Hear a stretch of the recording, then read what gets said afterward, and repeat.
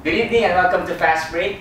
My name is Aaron. I'm your host for tonight. We're going to talk about the current state of the Gilas Pilipinas basketball team and its build-up to the FIBA Asia Championship. With me today is the Dean Quinito Henson to help us discuss and extract the current build-up and the current state of the Gilas Pilipinas. Good evening, Sir Quinito Henson. Magandang gabi. Magandang gabi po. As we all know, we are weeks away from the momentous FIBA Asia Championship.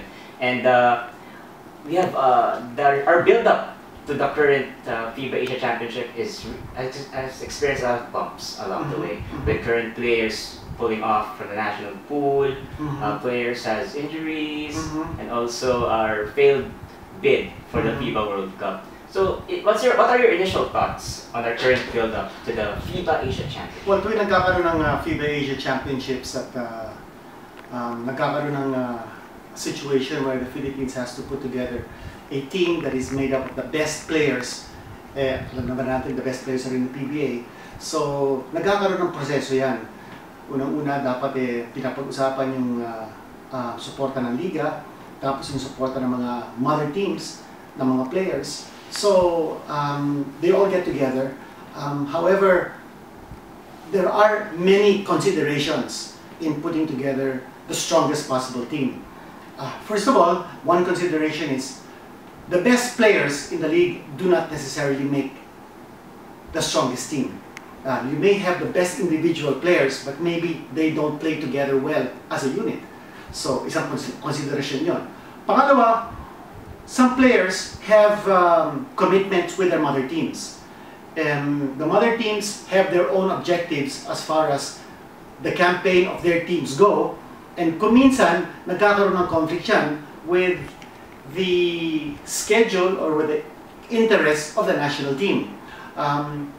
Itong journey towards the formation of our national team for the FIBA Asia Championships in Changsha, I think this is the most difficult.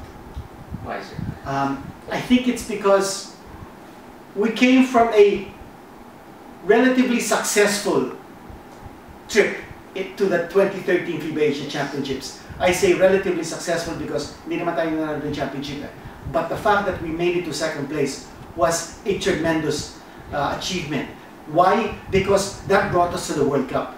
Yeah. And we hadn't played in the World Cup of FIBA since 1978. So matagal-tagal na yun. In fact, we hadn't won in the World Cup in 40 years nung tinalo natin ng Senegal.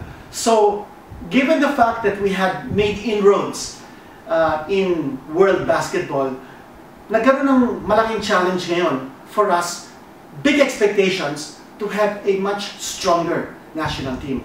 However, because the PBA season that just ended was rather compressed and therefore very taxing on the players, key players who would have played for the national team were injured.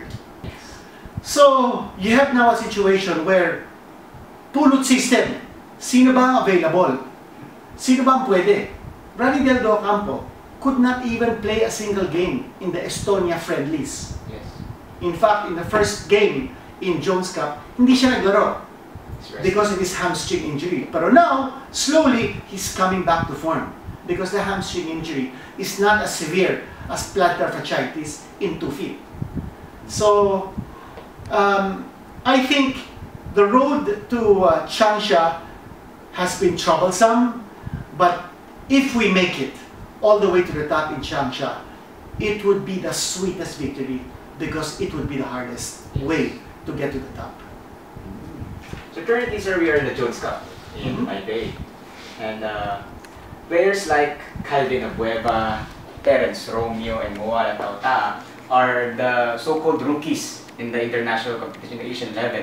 So what are your thoughts on them being able to manifest their playing skills to the Asian scouts? Is it advantageous or?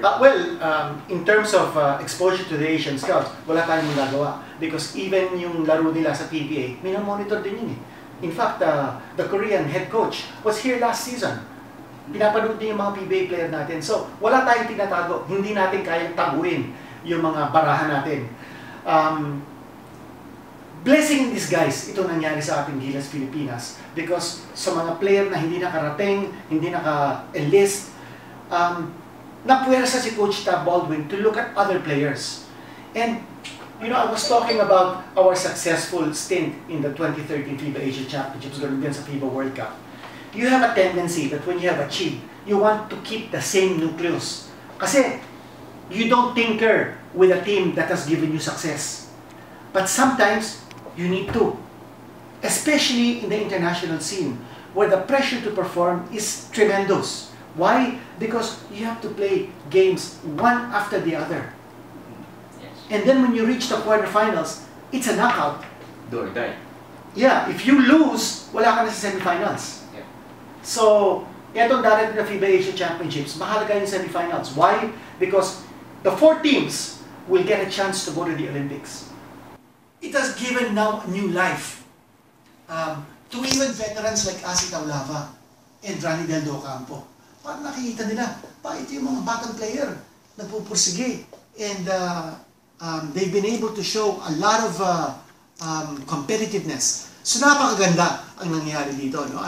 I think we still don't know kung sino yung mga final 12. I sincerely doubt if Troy Rosario will make the final 12. Mo Tautua can only make it as an import. So if Andre Blatch is not able to play, then Mo can play. But if Blatch is there, Mo will not play.